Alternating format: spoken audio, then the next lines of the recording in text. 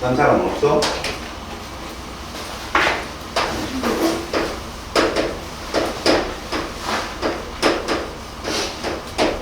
자, 21번 문제 한번 봐봐. 탄산수소나트륨하고 아세트산하고 반응을 하나, 이거 중화반응이 일종이거든. 자, 여기서 탄산수소나트륨의 질량이 떴어.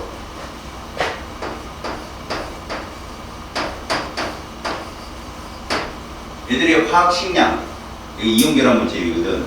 화합물이면서 금속 원소가 있으니까. 이 식량이 84개. 가짜니까 1몰은,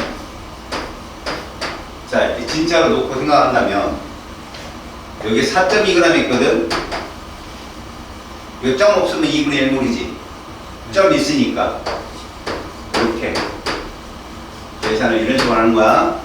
20분의 1몰이다. 그러면 0.1몰 농도 아세트산 수용액, 이렇게 말했단 말이야. 봐라.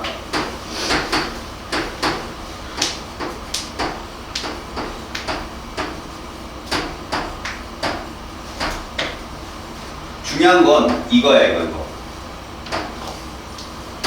계수비는 물수비니까 탄산수나트륨과 아세트산은 1대1 결합을 해야 돼. 그래서 아세트산은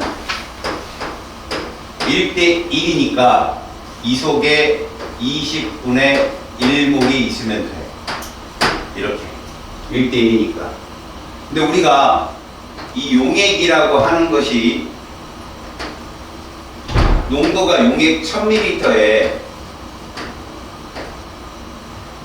아세트산이 10분의 1몰 있다, 이 뜻이거든. 우리 이걸 요렇게 바꿔야 돼. 이게 필요하다고. 2분의 1 줄었지? 이거거든. 맞지? 그러면 자, 이렇게 풀었지만 0.5L가 답인데, 야, 직관론을 어떻게 풀어? 내가 뭐 곱하기 뭐가 상대값 입자수라고 그랬어. 기억나? 농도 곱하기 부피. 그 부피가 밀리리터잖아. 그 상대값에다 진짜값 곱하려면, 진짜값 만들려면 10의 마이너스 3승 곱하라고 그랬지. 이거 진짜잖아. 맞지? 진짜니까 가짜 상대값 바꾸려면 여기다 1000 곱하면 돼. 50 나오지. 50 나오잖아, 상대값. 기억나? 기억나? 나? 아, 여기가 얼마 곱하면 50 나와? 그래서 그렇게 푼다고. 사실은 실전 가면 상대값 바꿔갖고 바로 그냥 다이렉트로 풀어버린다고. 이거는 우리가 이해하는 거고, 이렇게 이해하는 거고, 바로 다이렉트로. 알았어? 또 질문?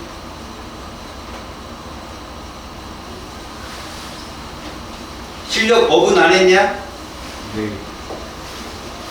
뭐 공사본 괜히 막 찝찝해 보이지 않냐?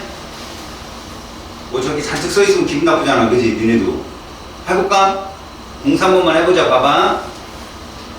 지금 시판되는 진한 염산을 희석해서 이렇게 해서 1몰 농도 염산 500을 만드는 과정이다.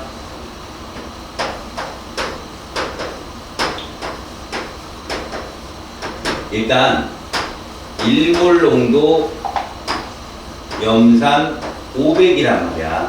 이렇게 얘를 만들려고 그래. 지금 당연히 너는 상대값 500개가 이 안에 있겠구나, 진짜값 0.5몰이 있구나, 머리에 촥 떠야 돼, 그냥 한 방에. 자, 시판되는 진한 염산은 얼마짜리인 거 봤더니 36.5%짜리야. 시판 염산을 보니까 얘가 2액이야. 이 뜻은 뭐야? 뭐 100g 속에, 용액 100g 속에 용질인 염산이 이만큼 있는 거고, 맞지? 이거 몇 몰짜리야? 1몰짜리 들어가는 거야. 이렇게. 요거를 쓸어내려야 돼. 자, 그 다음에 봐라.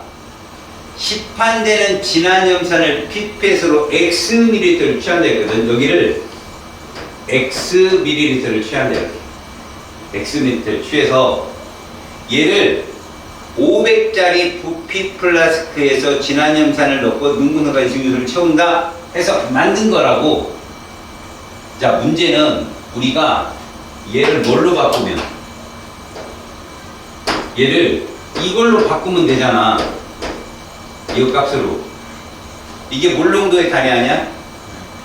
뭐 바꾸라 했어? 밀리리터 바꾸는 게 편하다 그랬지. 밀도가 얼마인가 볼까? 1.25야. 알겠어? 1.25가 얼마인지 알지? 4분의 5란 말이야 지금. 알겠냐? 만약에 4분의 5 곱하면 얼마 나올까? 그래 1250 나와. 곱하면 많아야 그래 어떻게 보면. 그치? 그럼 자, 얘를 1250g이라고 본다면 요 100g에다 얼마 곱하면 1250이 나온다? 12.5 곱하면 되겠지. 그럼 얘도 12.5로 곱하면 12.5 몰이 되는 거라고. 결국 뭐야? 12.5몰 농도야. 4분의 50몰 농도라고. 500으로 바꾸면. 자, 봐. 500ml에는 얘가 몇 몰 농도 만든다 그랬어? 1몰 농도 만든대잖아. 지금 500에 결국은 얼마가 있어야 되는 거야? 잘 봐. 얘는 이게 스탠다드야. 우리가 구하는 거 이거. 됐지? 여기까지 보였지? 자, 문제는 얘는 500짜리 1몰 농도를 만들고 싶은 거야. 그러면 여기에는 1몰이 있다는 얘기인데 1000ml에 얼마가 있다고? 1몰이 있다는 얘기인데 500에는 얼마가 있겠냐? 2분의 1몰 있겠지. 2분의 1몰. 맞냐 맞냐? 그러니까 얘를 500으로 바꿀 필요가 없는 거야. 얘는 원래 이 몰농도야. 12.5 몰농도. 우리가 필요한 건 뭐야? 지금 500ml 거기에 보니까 문제상에 뭐라고 돼 있어? 부피 플러스가 500짜리야. 저기 2분의 1몰이 있으란 말이야. 4분의 50 몰짜리잖아 이거. 4분의 50 몰농도. 얼마라고? 4분의 50몰. 그럼 여기서 X를 취해가지고 500에 넣었으니까 결론적으로 우리는 500에 얘가 있으면 되는 거야. 2분의 1몰. 그럼 이게 얘니까 여기서 얼마를 취했을 때 얘가 2분의 1몰이 되느냐 이걸 찾으면 되는 거야. X를 취했을 때. 이걸 집어넣으면 500을 집어넣으면 1몰 농도가 되니까 4분의 50에다 얼마 곱하면 2분의 1이 되냐? 그래 25분의 1이잖아. 맞아 안 맞아? 여기다가 25분의 1을 곱하면 결국은 얘는 25하고 50하고 약분돼서 2가 돼서 2분의 1이 떨어지잖아. 1000을 25분의 1로 나와봐. 뭐 나와? 40 나오잖아? 그지? X는 40이 정답이야. 알았어? 이렇게 푸는 거거든, 정석은. 봐라. 1몰 농도 500에는 몇 개 있겠냐? 상대값. 계산이 어렵지, 그지? 1 곱하기 500이 좀 계산이 어려워, 그지? 쉽게 가자. 500개잖아. 그럼 우리도 500개가 나오면 되는 거거든. 그래, 안 그래? 결국 뭐요? X밀리터를 500에다 집어 넣었단 말이지. 그잖아. 그러면 여기서 실제로 너희들이 500개가 나오게 얘를 찾으면 되는 거야. 얘가 12.5 몰농도라며. 맞아, 안 맞아? 12.5에다 얼마 곱하면 500이 되느냐? 이거 얼마라고 했지 아까?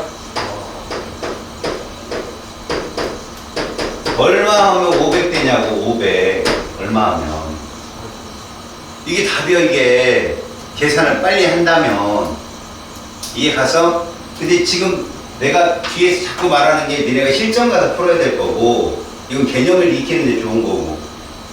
멋있지? 뭐 있어 보이잖아. 좋지. 성취감만 있으면 뭐해. 점수가 나오면 돼.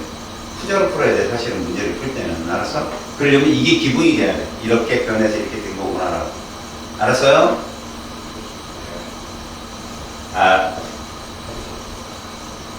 자.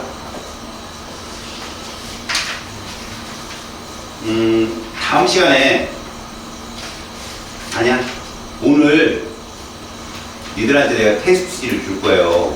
네. 집에서 이 땅은 한번 풀어서 저한테 OMR 카드 보내주면 돼요. 한번 풀어보세요. 알겠죠? 제가 줄 테니까 뭐 굉장히 뭐 한 단원을 이제 몇 문제예요? 20문항이요. 시험 보듯이 봐봐요. 50분 안에 딱 한 번. 어떤 건 쉽고 어떤 건 어려울 텐데 내가 기초적인 것만 냈어요. 자, 여러분. 우리가 화학에 관계되는 모든 이론을 배웠는데, 봐요. 이제부터 우리가 밟아야 될 코스가 뭐냐. 화학은 이런 거야.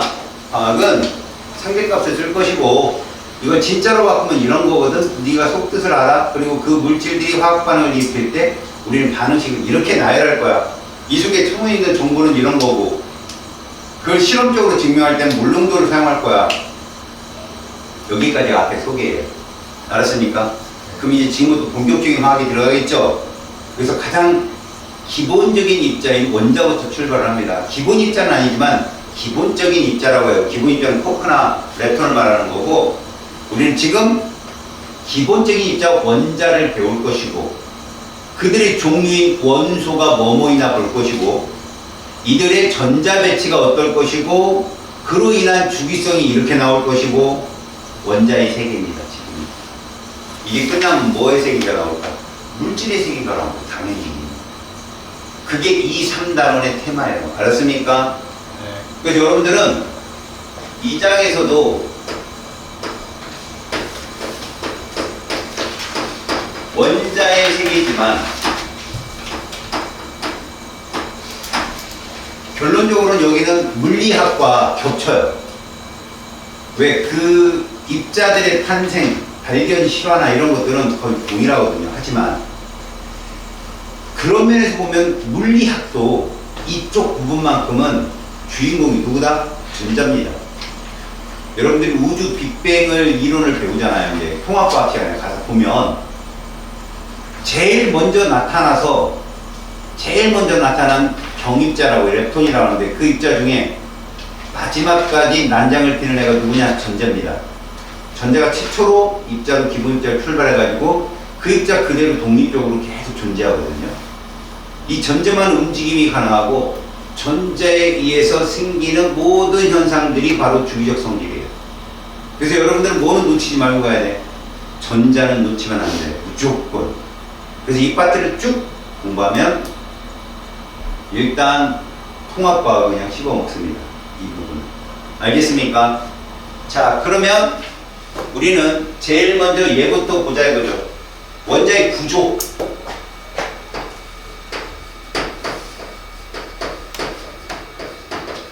깊게는 안 들어갈 거고요. 잘 보세요. 원자라고 하는 것에 기본 입자가 있어요. 얘를 구성하는 입자가 있어요. 그것들을 발견한 실험을 과학사적으로 나타낼 겁니다. 알겠죠? 자, 원자의 구조. 그래서 원자를 구성하는 입자의 발견 과정이 첫 번째예요.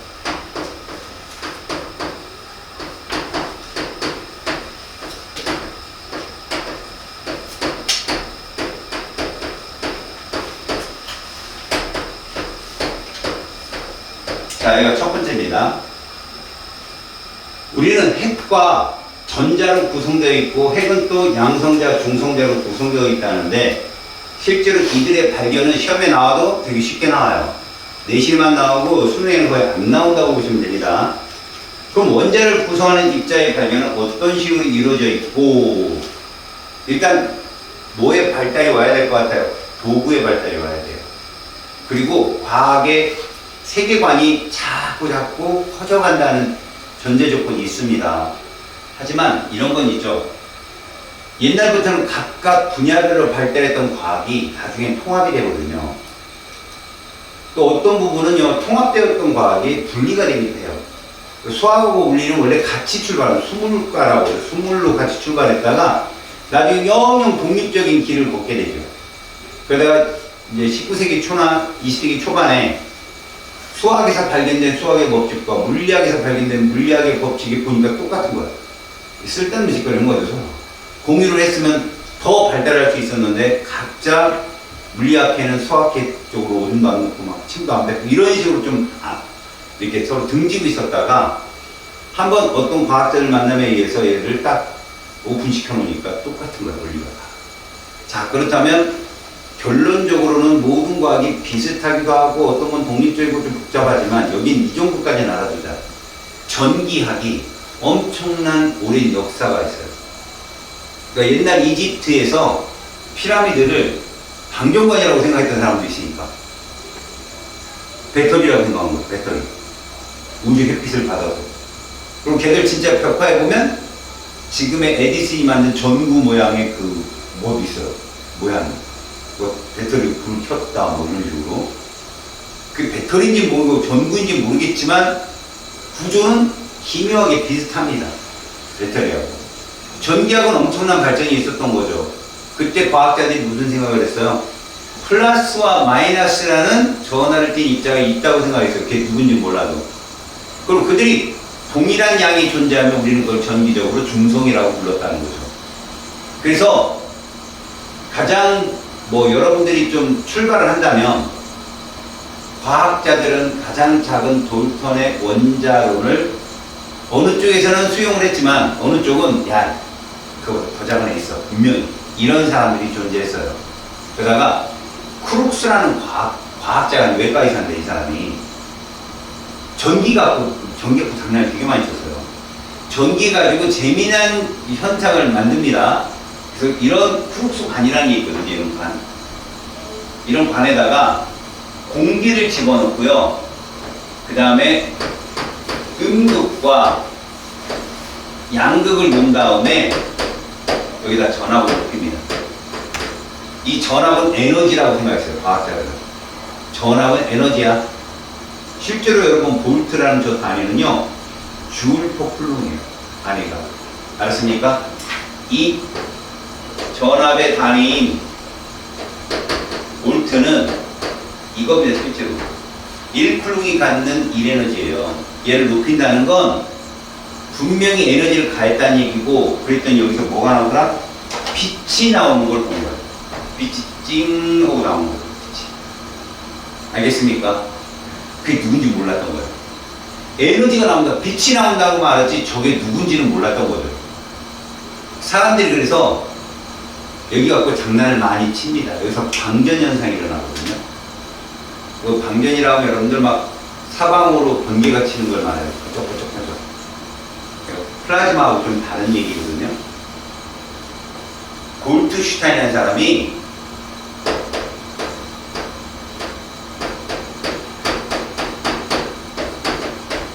저 방정관에다가 공기 대신에 약간의 수소기체를 집어넣어요. 수소를 쓴 이유도 당연한 거예요. 질량이 매우 작고 구조가 모든 다른 원소들보다는 단순할 거다라고 예상을 한 거죠. 무엇을 노린 걸까요? 저 노란색 이게 색깔은 하얀색이었는데 음극선이라고 하거든요. 저 선이 에너지니까 수소를 파괴해 주길 바라는 거예요. 파괴하면 작살이 나 있겠죠. 그러면서 이 사람은 뭘 요구한 거죠? 음극, 양극이 있으니까 전하를 띈 입자가 움직일 거라고 생각하는 거예요. 여기에서 이동이 있을 거다. 그래서 뭘 발견합니까? 골트슈타인이 저 관을 통해서 얘를 발견해야 돼요.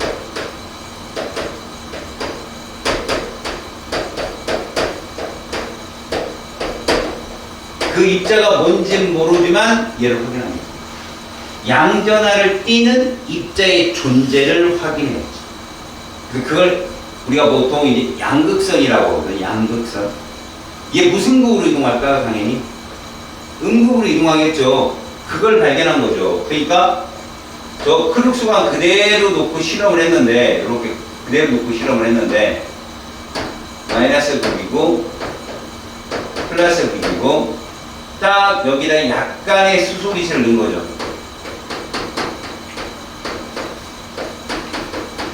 약간의 수소기체를 넣고 찡 쐈더니요. 이 안에 난리 부르스를 쳤겠죠? 그러면서 무엇이 나오고 여기서 이렇게 뭐가 나와요? 빛이 나오는 거야. 붉은색 빛이 나오고요. 그 다음에 요걸 본 거죠.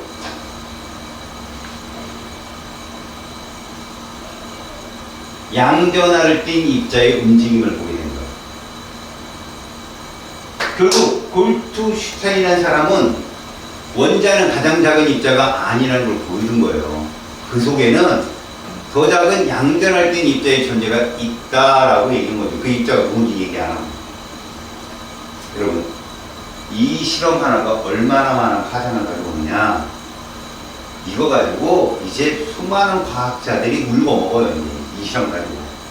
그때 당시에 그런 거죠. 우리가 레시피 열풍이 불 때 아무튼 미스터 백 그분이 일조를 했잖아요. 유튜브에 뭐 하나 이렇게 레시피 올리면 밑에서 수많은 댓글이 달립니다. 저기다 뭐 기름을 두 방울 떨어뜨리고 뭐를 넣고 뭐 섞으면 맛이 더 좋아요. 라면도 막 공기 중에 식혔다가 찬물에 담았다 별짓 다 하잖아요. 마찬가지로 이런 실험 하나가 딱 올라오잖아요. 저널이 사람들이 다 해봐요. 거기에다가 데코를 하는 거지. 튜닝을 하는 거예요. 실험 자체. 이런 실험이 있었던 거죠. 양전할 때 입자가 분명히 원자 내부에 있다는 걸 안 거죠. 자, 그러다가 수많은 과학자들이 이거 갖고 장난 치다가 이제 본격적으로 누가 들어오냐, 니네 교과서에 있는 톰슨이라는 과학자가 들어옵니다. 참고로 여기는 과학자들은요, 다 스승과 제자 사이에요. 이런 실험은 일반적인 나라 영국에서 거의 하는 거예요.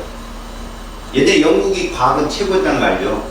돈도 많았고, 또 그들이 세계 문화를 주도한다는 그런 르네상스 시대가 많이 있었어요. 과학자들은 다 뭐 국적이 다를지 모르지만 다 영국 가서 실험했더라고.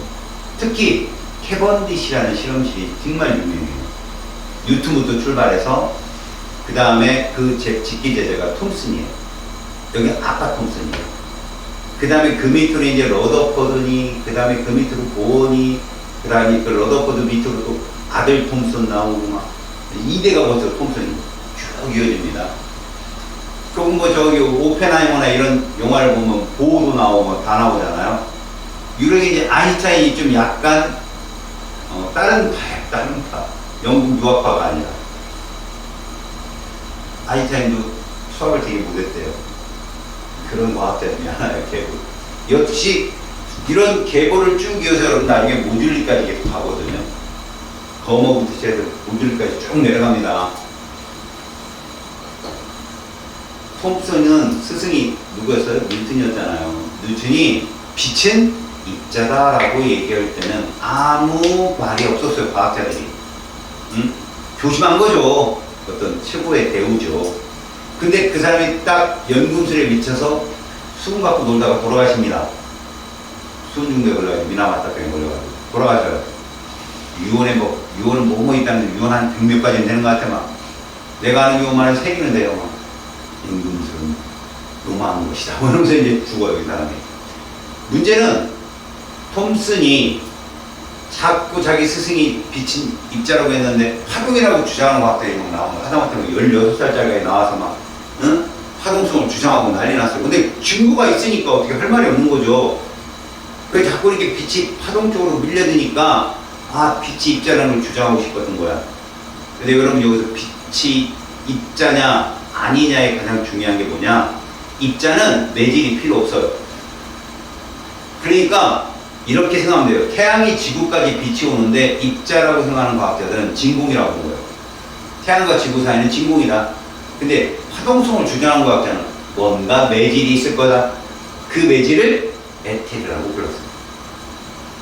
토르 영화에 나오는 그 여자애 음악회가 에테르에 섭취돼서 중독되고 뭐 이런 거 있잖아요. 봤어요? 또 얘기가 통하네. 그런 뭐였던 거죠. 거기서 약간 우주 세계관이고 뭐 이상한 세계관 역사인데 그런 가상의 물질을 놓고 실험을 했단 말이에요. 실상으로 봐봐야 되더라. 니들이 이 정도의 과학 지식을 갖고 있지 않냐? 니네게 나오는 거 노란 거 누굴 것 같아? 이거 전자야. 이거 금속판을 맞는데 전압을 걸어주잖아? 자연재가 튀어나오는 거야, 이거. 알았어? 이제 그걸 누가 톰슨이 밝히는데 그 의도는 그게 아니었다는 거지. 이 톰슨이 이걸 발견하거든. 근데 이 사람의 실험의 의도는 이 실험이 아니야. 무슨 얘기냐? 톰슨은 이렇게 생각한 거야. 만약에 진 공간에다가 만약 이 실험을 크루스반 실험을 그대로 했을 때 진 공에서 했는데 빛이 그냥 이동한다? 빛이 당연히 입자라는 게 증명이 된 거 아니야. 진 공인데 빛이 직진을 하니까. 그 실험을 했는데 이거 봐라 하고 내놓기에는 조금 전을 빈약하잖아. 걔는 실험을 하는 거야, 이 사람. 그러니까 여기는 결론적으로 실험의 결과보다는 추론이 중요해, 추론이. 아, 톰슨은 이런 생각을 한 거지. 자, 이러한 크루스관에 금속판을 놓고 이 금속판은 적은 에너지로도 막 전자가 잘 튀어나와야 좋겠지, 기본적으로. 여기에다가 이렇게 둥근 고리를 만들고 플러스 극을 연결하는 거야. 그래 놓고 음극선이 찡 나오게 만드는데 음극선이 통과해서 여기 닿겠지. 근데 이쪽에다가 첫 번째야, 전기장을 걸어주는 거지. 그래서 이렇게 전기장을 여기다 걸어줬더니 이 음극선이라는 놈이 이렇게 하더라는 거야. 없을 땐 직진을 하다가 딱 하니까 이렇게 힘들어하는 거야. 그래서 결론이 뭐냐? 어느 극 쪽으로 휜다?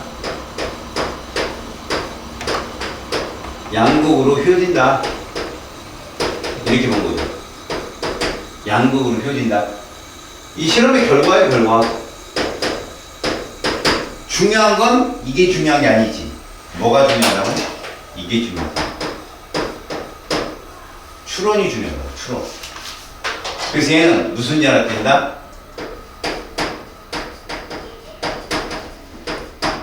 음전화를 띈다. 이게 더 중요한 말이라고. 그리고 여러분도 그거 알고 계세요? 전기장에서 휘어지면 자기장에서 휘어집니다. 그래서 이 톰슨 실험을 가끔 이렇게 저널제네를 찾아보면 얘 말고 N극의 전기장에 휘어지는 실험이 하나 또 있어요. 알았습니까? 그렇게 휘어진다는 건 힘을 받는다는 거거든요. 전기장, 자기장에서. 그걸 설명한 과학자가 플레밍이에요. 모르는 법칙. 그리고 그 전자 하나에 받는 힘을 다 찾아 들어간 과학자가 로렌츠라는 과학자. 그래서 물리학이라고 얘기하는데 다 통합이에요, 통합. 솔직히. 그래서 로렌츠의 힘 때문에, 너네 뭐 말급자석에 철사 이렇게 놓으면 이거 휘어지고, 이게 다 로렌츠 힘 때문에 그런 거예요. 그 철사 속에 들어있는 전자가 하나하나 받는 힘 때문에. 알겠습니까? 자, 실험 하나는 이렇게 됐습니다. 이제 두 번째 실험을 뭐를 하느냐, 얘가. 두 번째 실험은, 자, 마이너스 극에 금속판을 놓고 전압을 높이는 거죠.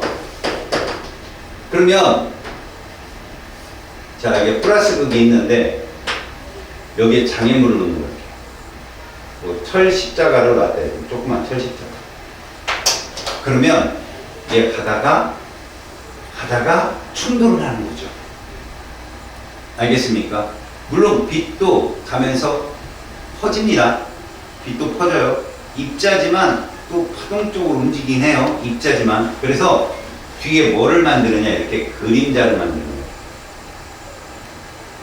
이런 식으로 그림자가 형성돼요. 그럼 무슨 얘기야? 그림자가 형성된다는 얘기요. 되게 단순한 얘기예요.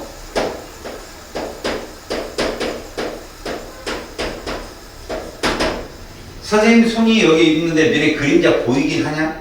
흐릿하게. 근데 선명하게 안 보이잖아. 왜 그러냐? 광원이 너무 많아서 그래. 광원이 너무 많으면 간섭을 하거든. 근데 웃긴 건 난 지금 간섭이란 빛의 파동성을 지금 설명하고 있어. 얘는 뭐 좀 주장하려고 지금 끙끙거리고 있냐? 빛의 입자성을 주장하려고 끙끙거리고 있잖아. 근데도 봐라. 이 빛에 의해서 그림자가 생긴다는 건 입자성을 증명하는 아주 좋은 증거거든. 직진성이 있다. 빛이 직진성이 있으면 그림자가 생겨. 그러니까 지금 그림자가 안 생기는 이유는 광원이 여러 개라고 그렇고, 만약에 다 끄고 형광등 하나만 딱 핀다면 선명하게 딱 생겨. 알겠지? 그 다음 마지막 실험이야. 얘는 여기에다가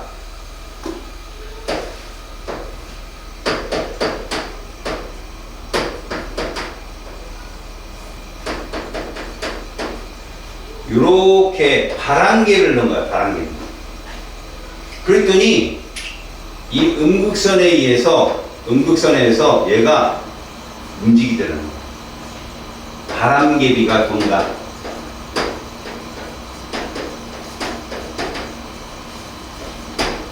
바람개비가 돈다는 건 이런 거다.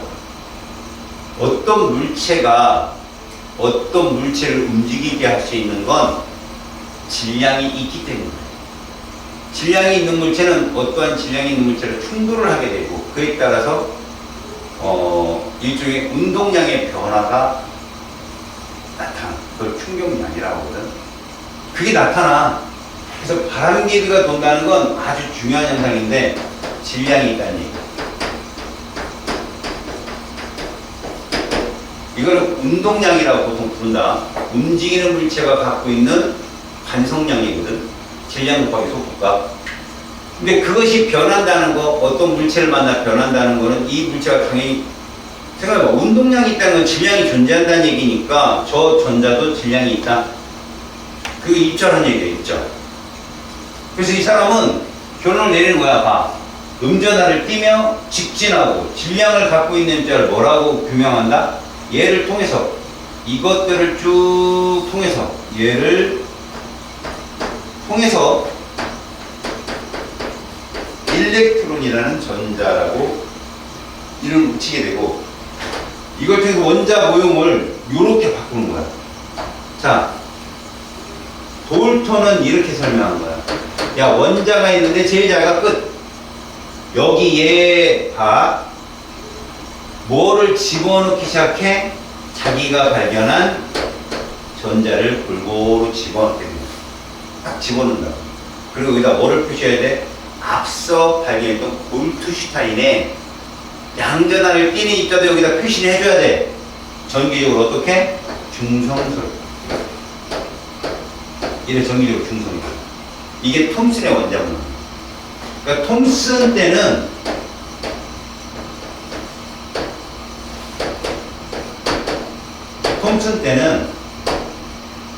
그러니까 빛이 입자라는 게 중요했고, 그 입자가 전자가 빛으로, 이거 바뀌는 건데 이거 어떻게 설명할 거는 없었고, 그럼 아인슈타인에 와서 설명이 되고, 지금은 이런 전자가 있어 빛과 같은 작용을 한다라고 정의하고 끝. 톰슨은 실제 어디까지 가냐면 얘 전하량, 그러니까 전자 하나의 전하량분의 질량값까지 구해. 그 비율까지. 전하량분의 질량의 비율까지 구하는데 실제 질량을 계산하는 데는 실패하죠.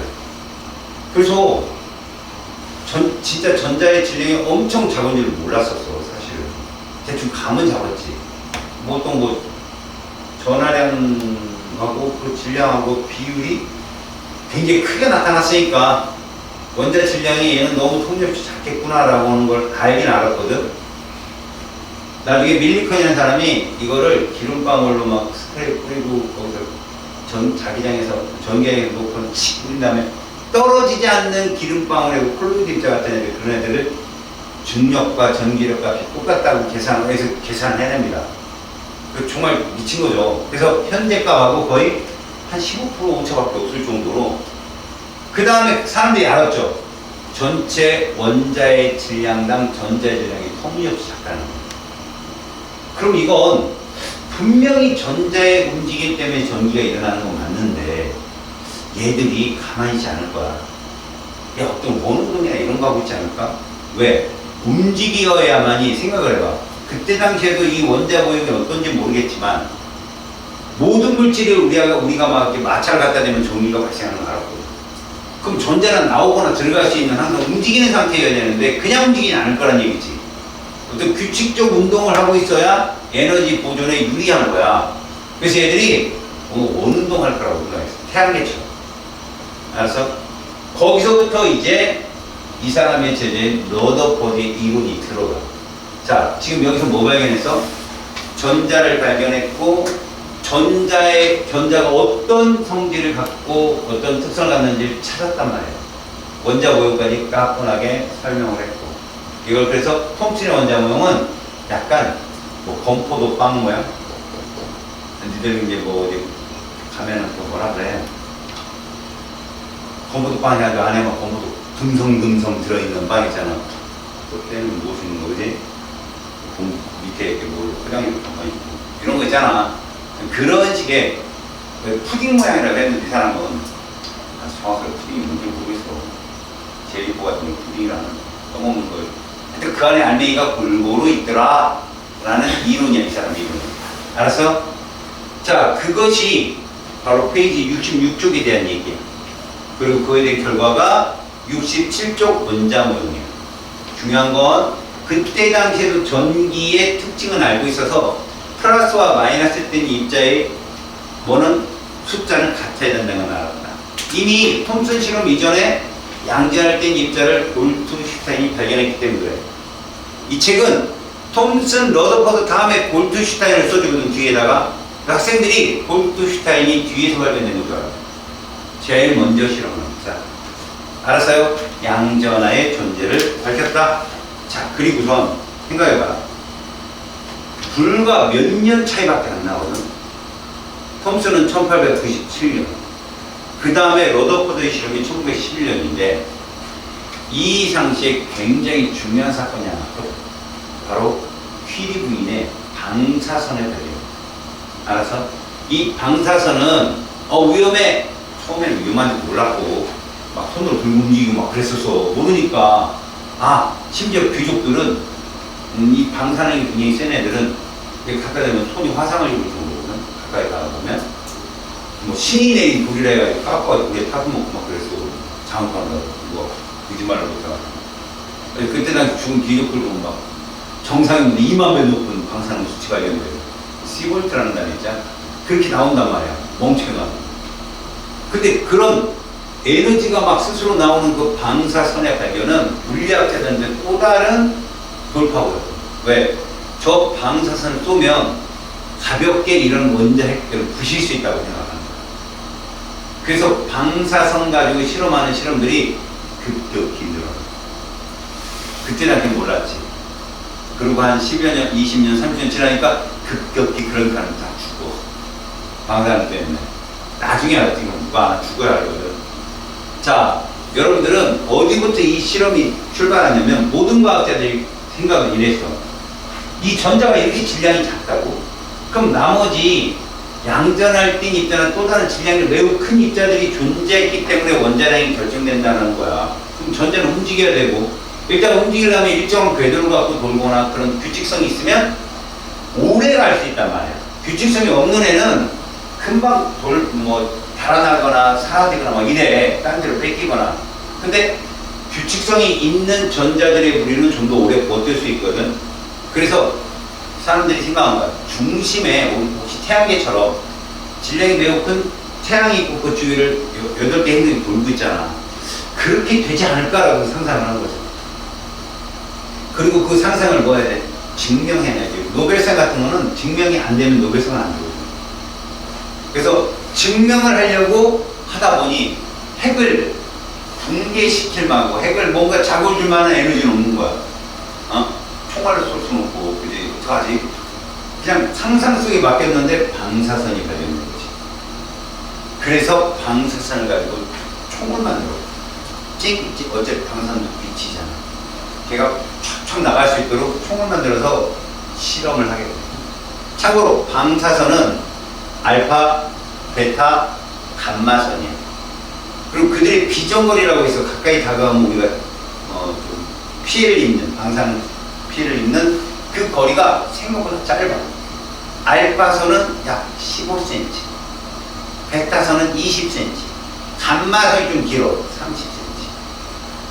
잘 날카로운 칼이 15cm 튀어나오고 20cm 튀어나오고 상체에 튀어나와 있는 거야. 근처 가면 다치는데 근처 가면 안 다치는 거죠. 안 가면. 그럼 원자 폭탄은 뭐예요? 칼이 있고 19cm, 30cm 칼을 뭐 휘두르는 건데 원자 폭탄은요, 그 칼이 빛의 속도로 날려가. 끝나는 거지. 우리 몸을 통과하는 거야. 우리 몸에 뭐 그거 몇 개 지나간다고 죽나요?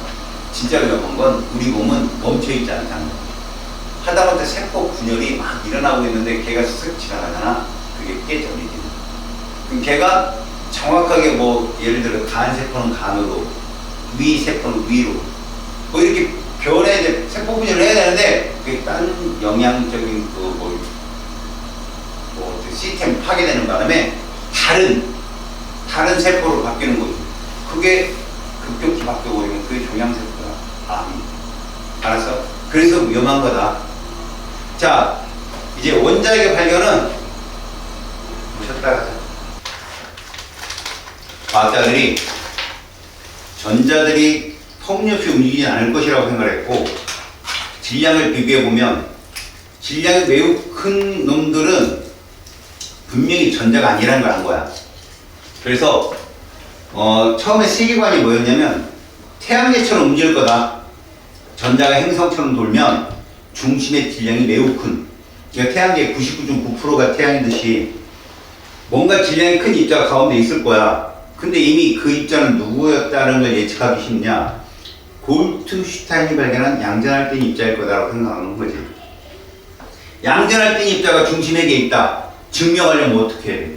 걔를 부셔서 뭔가 움직임이 튀어나오는 리액션이 나와야 될 거 아니냐? 그래서 방사선이라는 걸 이용하게 돼. 그 전까지 그게 없었잖아. 방사선은 굉장히 에너지가 센 거야. 그 중에 아까도 얘기했지만 알파, 베타, 감마 중에 알파선이 질량이 제일 커. 보통 알파선이 한번 볼까?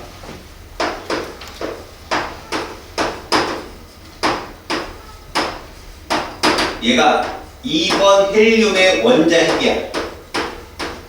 전하는 이 양전할 때 없고 질량수는 산화돼. 굉장히 센 거거든. 그래서 멀리 가지는 못해. 근데 그걸 총으로 쏜다. 아까 원자 폭탄처럼 빛의 속도 쏘는 거야. 딱 쏘면 얘가들이 상상한 거야. 플러스 전할 때 입자가 어디 뭉쳐있잖아. 그럼 얘랑 맞으면 어떻게 될까? 튕기겠지 얘가. 이렇게 휘어지겠지. 그걸 보려고 하는 거야 얘가. 그래서 두 번째,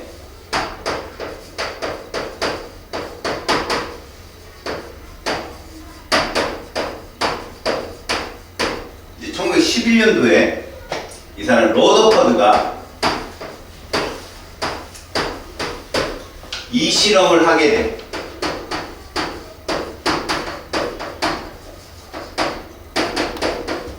이 실험을 하게 돼. 알파 입자를 쓰게 된 이유, 질량이 크고 양전을 떼어서 그래.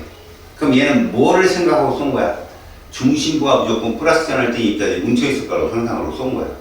자, 그래서 이제 여기 중도에 이렇게 방사선 촉이 있고 여기 금속판을 이렇게 놓은 거지. 이 금속판도 아니야. 통과를 잘하게 금속박이라고 해. 여기서 말하는 금속박이 어느 정도냐면 니네 껌종이 있지. 거기서 종이 떼려면 은박지 있잖아. 그 책상에 붙이면 딱 붙잖아. 초딩 때 그 집 많이 했잖아. 붙이고 막 도망가고 막 그지. 선생님 어떤 놈이 하고 뜨고 있고. 그 정도 얇게야. 보면 저쪽에 보일 만큼. 실제로 실험 전원을 보면 가로 2m, 세로 1m 뭐 이래가지고 넓게 금으로 있잖아. 금 같은 그런 금속들은 전성이 조금 넓게 피는 게, 그들이 CPU가 다 금으로 그렇게 만든 거야. 그래서 그걸 넓게 피고 이쪽에서 저쪽으로 쏜 거야. 방사선 총을. 그럼 저쪽에 뭐를 놓고? 검출기를 놓고 찡찡찡 쏜 거야. 계속. 그 원리가 이거더라 이거야. 그래서 뒤에 여기 형광판을 놓으면, 이렇게 형광판을 놓으면 뒤에 이 A고 B라고 하자. 이 뭐가 알파선이 이렇게 통과를 하는데 그 중에 일부가 이렇게 되는 애가 있더라고요. 그 중에 일부가. 자, 실험 결과를 볼게.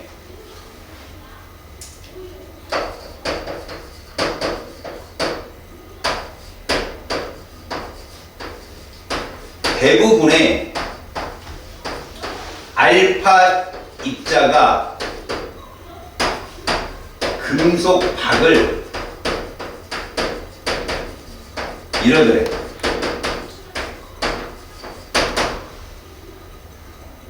무슨 말일까? 이런 거지. 우리가 이렇게 저 형광판을 펴보자. A, B를 이렇게 놓고 둥그렇게 말았던 걸 쫙 펴보면 이렇게 돼 있다는 거예요. 이걸 말하는 거야. 이 부분. 그러니까 여기서 스몰 a, 스몰 b, 스몰 c 탄자꾸를 본다면 여기가 c인 거지. 가끔 진짜 아주 가끔 이렇게 a나 b가 나타나다는 거예요. 옆으로 휘는 게. a 정도면 거의 막 반사된 경우겠지. 튀어나와가지고. 그지? 그러니까 대부분의 알파 입자가 금속곽을 통과하더라. 우리한테 중요한 건 뭐라고? 추론. 이걸로 우리는 뭘 추론할 수 있냐? 원자 내부는 빈 공간이다. 이런 얘기야. 원자의 내부는 빈 공간이더라. 그러면 아무것도 없냐? 아니지. 분명히 전자가 돌아다니고 있을 거라고 생각한 거야. 근데 전자는 질량이 너무 작아서 알파 입자의 경로에 영향을 못 준다라고 생각을 한 거야. 너네가 걸어다니는데 진공 상태에서 걸어다녀? 뭐가 느껴져 얼굴에? 공기. 근데 공기 때문에 집에 가는데 아유 힘들어. 공기가 나를 독하게 잡네. 이러진 않잖아. 걸어다니면 전혀 문제 없잖아. 그치? 그러니까 그 정도라고 생각하면 돼. 두 번째 결과야. 극히 일부에 알파 입자가 휘거나 반사된다. 이거 실제로 자기 조교들한테 시킨 거야. 실제로. 그래서 이 사람이 조교들한테 시켰더니 어떤 실험을 하냐면 저쪽에 검출기를 봤더니 대부분이 통과했습니다. 근데 물리학에서는 그 대부분이 100%냐 아니냐가 되게 중요하거든. 그래? 그러면 그 검출기를 네 옆에 놓고 측정해봐 이런 거야. 쐈더니 3일 정도 여기서 띵용 신고가 잡히는 거야. 그때 그 표현을 조교들이 뭐라 했냐면 얇은 종이에다 대포를 빵 하고 쐈는데 튕겨나오는 느낌이었다고 했어. 다 당연히 통과할 줄 알았는데 튕겨나왔으니까. 알겠어? 그런 느낌이었다. 지금 사람은 어떻겠냐? 누가 그 실험을 해? 왜 내 몸에 맞는데 지금 방사선이 띵띵띵 맞을 거 아니야. 검출기에 잡힐 정도면. 무서워서 안 맞지. 근데 그때 몰랐던 거야. 그러면 이거의 추론이 뭐냐? 두 번째의 추론. 봐. 우리가 금박을 놓으면 여기에 뭐가 있겠어? 이렇게. 이게 뭐라고 생각하냐? 금속의 원자라고 보자. 점은 원자 핵이고. 그러면 알파선이 대부분은 이렇게 지나가는 거예요. 이 알파선이 대부분 통과했는데 극히 일부가 맞고 휘어지거나 이렇게 아니면 맞고 튀어나가더라는 거예요. 극히 일부가. 알았어요? 그래서 두 번째 얘의 추론은 원자 내부에는 극히 일부니까 그 부피는 매우 작고 헬륨을 튕겨낼 정도니까 질량은 매우 큰 입자가 존재한다. 그 입자를 뭐라 부르냐? 핵이라고 부르면 돼. 이게 끝이야. 그래서 이 사람이 이 원리를 통해서 원자 내부를 그려. 이렇게 핵을 표시한 거야. 그리고 이 사람은 거의 일생을 얘 연구에 바치지. 전자가 주변부를 도는 거 맞는데 어떤 규칙성을 돌까?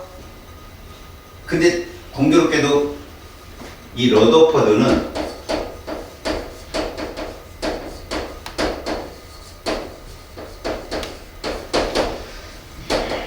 공부를 많이 한 과학자는 아니야. 직관론이 뛰어나서 실험을 너무 잘해. 그래서 이걸 이론적으로 증명을 하지 못했어. 이 사람은 항상 증거를 잡으려 했거든. 증거 없는 과학은 없다. 거기까지는 구했대. 핵으로부터 최소 전자가 존재하는 거리까지는 구했대. 근데 그 뒤에 규칙성은 몰랐다. 이런 얘기지. 자, 여기까지 왔으면 또 뭐가 문제점이겠냐? 바로 저렇게 중심부의 핵이 저렇게 작다고, 저렇게 질량이 밀집돼 있다고, 그러면 양성자끼리 서로 밀어낼 거 아니야. 그지? 양성자가 많은 원자들은 분명히 양성자가 막 다닥다닥 붙어 있을 텐데 밀어낼 텐데, 그러면 거기에는 전하를 띄지 않고 양성자를 결속시킬 수 있는 또 다른 입자가 있을 거라고 생각하는 거지. 그게 뭐야? 중성자야. 그래서 나중에 이거를 중성자의 발견이 나중에 따라와. 이 사람이 체드윅인데 시험에 잘 안 나와. 좀 이 사람의 실험은 약간 거저먹은 실험. 그 아까 방사선 발견한 게 누구라고 그랬어? 그 퀴리, 남편도 퀴리고 뭐 와이프도 퀴리겠지. 뭐 와이프가 성 따라가니까. 일단 그들 퀴리 일가가 모두 방사선 연구에 참여했대. 다 물리학자고. 그때 사촌인가 누가 실험을 하다가 전기장에서 플러스와 마이너스 쪽으로 휘지 않는 어떤 방사선을 발견해서 그걸 감마선이라고 했거든. 사실은 감마선은 거의 질량이 없는 걸로 측정했는데 얘는 질량도 있어. 아, 그럼 감마선이 그냥 일종인가 보다라고 했는데 그 논문을 읽던 체드윅이 이거 분명히 중성자다. 우리가 발견한 얘기도 했던 거. 그래서 그 자료를 그대로 갖고 와서 베릴륨 가지고 실험을 해. 리튬은 좀 불안하고 베릴륨 정도 갖고 실험을 해가지고 중성자가 있는지 없는지 확인을 해봤더니 그 경로가 그 퀴리라는 그 사촌 동생 걔가 실험했던 그 값하고 비슷하게 나오는 거야.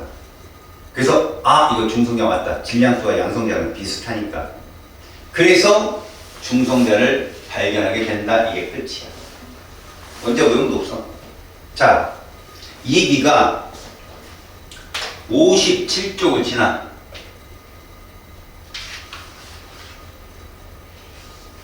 그 뒤에 68쪽까지 알았어요? 68쪽까지 이런 실험으로 끝. 자, 페이지 69쪽으로 가봐. 아, 이런 딜레마에 빠지는 경우 가끔 있대. 질문하는데, 야, 양성자라는 이름을 처음 붙인 사람이 누군지 알아? 분명히 핵은 플러스 전하를 띤 입자가 핵에 몰려있다라고 본 거 아니야? 그래서 뭔가 이름을 붙여야 되잖아. 그래서 프로톤이라는 이름을 최초로 사용한 과학자가 러더퍼드야. 근데 얘를 발견한 사람은 누구냐? 골트슈타인이잖아. 그래서 발견한 사람과 이름을 붙인 사람의 차이는 좀 알고 있어. 알겠지? 그러니까 골트슈타인이 양성자라고 이름을 붙인 건 아니야. 걔는 그냥 양전하를 띤 입자가 있다라고만 했고, 그가 어디에 있고 걔 이름이 뭐고는 누가 얘기했어? 러더퍼드가 얘기한 거야. 그래서 어떤 책에는 양성자를 발견한 사람 이런 번역이 오류로 써있는 경우가 있거든. 발견한 건 골트슈타인이야. 이름을 붙인 게 누구라고? 러더퍼드라고. 자, 69쪽에 1번. 자, 점검하자. 음극선, 아까 금속판에서 나온 선 말하는 거야. 그리고 그게 전자의 입자의 흐름이라는 걸 알았어요. 음극선이 지나가는 길에 전기장을 걸어주면 음극선이 플러스 극쪽으로 휘는 것으로 보아 음극선은 음전하를 띈다. 맞는 설명. 자, 음극선이 지나가는 길에 물체를 놓아주잖아. 그림자가 생긴 것으로 보아 직진한다는 걸 알았죠. 질량은 바람개별 돌리는 걸로 X. 그러니까 바로 3번은 2번, 3번을 살짝 바꾸는 거네요. 그죠? 바로 3번은 질량을 갖는다는 표현으로 바꿔야 되고요. X. 음극선 지나가는 길에 자석, 아까 얘기했죠. 전기장에서 휘면 자기장도 휜다고요. 알겠어요? 그래서 여러분 빛을 그래서 전자기파라고 불러요. 전자기파. 그래서 얘는 자석을 가까이 가져가면 휘어지는 것으로 보아. 자, 휘어진다는 건 전하를 띄고 있다는 얘기예요. 전기력을 갖고 있다. 맞습니다. 자, 두 번째. 러더퍼드의 알파 입자 산화 실험인데 AC 중에 알파 입자가 가장 많이 대부분 어디요? A죠. 그렇게 보는 거야. 자, 원자의 구성 입자 중에 알파 입자가 C 위치에서 발견되는 원인이 되는 입자는 무엇이냐라고 한다면 그냥 핵입니다. 원자 핵. 러더포드가 발견한 거잖아요. 이게. 다음. 그림은 두 가지 원자 모형을 나타냈어요. 이제 가가 누굽니까? 톰슨 거고요. 나가 러더포드 모형이에요. 그 다음에 근거가 되는 원자의 구성 입자 가는 전자 발견 때문에 얻어진 거고요. 나는 원자 핵의 발견 때문에 얻어진 겁니다.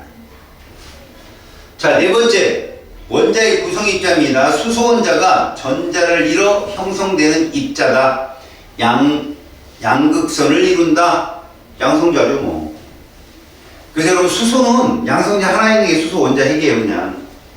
음극선을 이루며 음전할 때는 얘가 바로 전자고 얘가 바로 기본 입자의 일종이에요. 렙톤.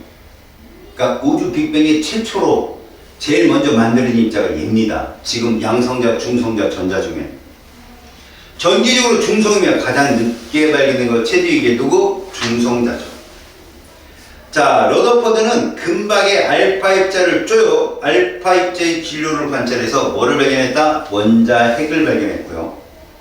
톰슨은 고압 진공방정관에 음극에서 나오는 음극선의 성질을 관찰해가지고 전자를 발견하게 됩니다. 최디익도 역시 알파선을 이용하거든요. 근데 베릴륨 원자핵이라 쏩니다. 알파선을. 그래서 충돌을 시켜서 음극으로 양극으로 뭔가 이동하는 놈 봤지만 전혀 전기장 자기장이 휘지 않는 놈을 발견했고 질량을 갖고 있더라. 그게 누구예요? 중성자입니다. 자, 페이지 70쪽으로 가봅시다. 자, 이젠 순수하게 여러분, 여기는 제가 잘난 척을 하고 쓰는 숫자가 있고요. 알겠어요? 여러분들이 알아야 될 숫자가 있거든요. 그걸 명심하십시오. 알겠습니까? 자, 이런 겁니다. 우리는 지금부터 원자의 구조를 파악할 텐데, 여기서는 시험 문제가 나오잖아요.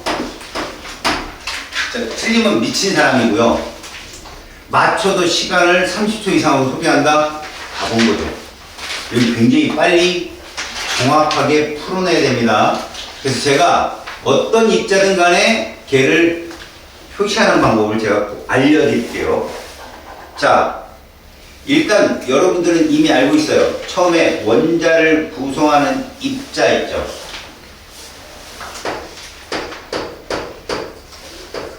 원자를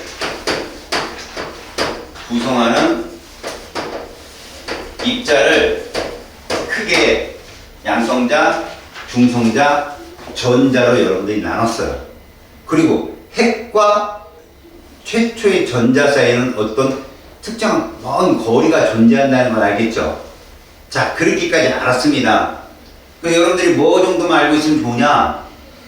실제로 여러분들 저기 월드컵 경기장 있죠? 저쪽에, 노은 쪽에. 센터포드에 모래가 있을 겁니다. 그걸 망치로 부셨고, 그럼 뭐가 돼요? 가루가 되죠? 그 입자를 원자 핵이라고 보시면 돼요. 그럼 그 월드컵 경기장 크기는 그게 원자예요. 크기. 전자가 노는 공간. 그럼 만약에 월드컵 경기장을 지구만한 크기로 확대하죠. 그 중간 핵은 얼마만한 크기가 될까요? 탁구공만한 크기가 됩니다. 그러니까 와, 핵은 너무 작구나. 맞아요. 부피가 너무 작은데 질량은 다 차지해, 걔가. 그래서 수소 원자핵이 제일 가벼울 거 아니냐, 원자 중에는. 걔가 만약에 130 마이크로미터라고 하거든. 우리 겨울철에 현관에 햇빛 딱 칠 때 먼지 떠다니지. 그만한 크기로 얘를 딱 만들어낼 수 있으면 세상에서 어떤 것도 그걸 못 들어요. 무거워서. 알았어요? 그게 첫 번째 얘기들이에요. 아, 핵이 너무 작구나. 알았어요? 이제 우리가 알아야 될 건 이거거든요. 원자를 구성하는 입자의 성질입니다. 자, 양성자가 있고요.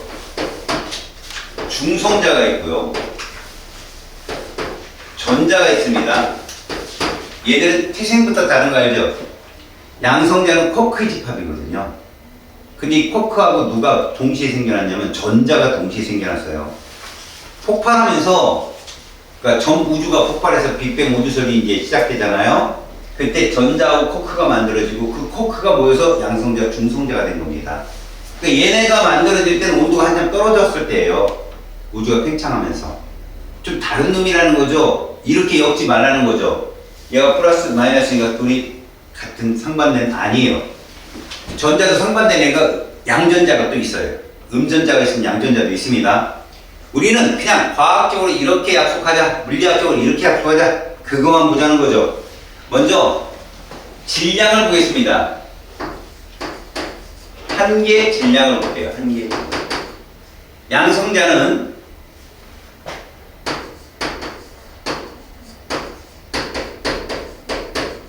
이겁니다. 실제 한 개 질량입니다. 중성자는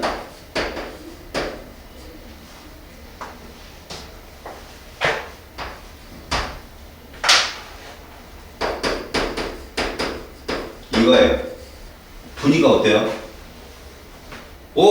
중성자 좀 무겁네. 중성자가 좀 무거워요. 맞습니다.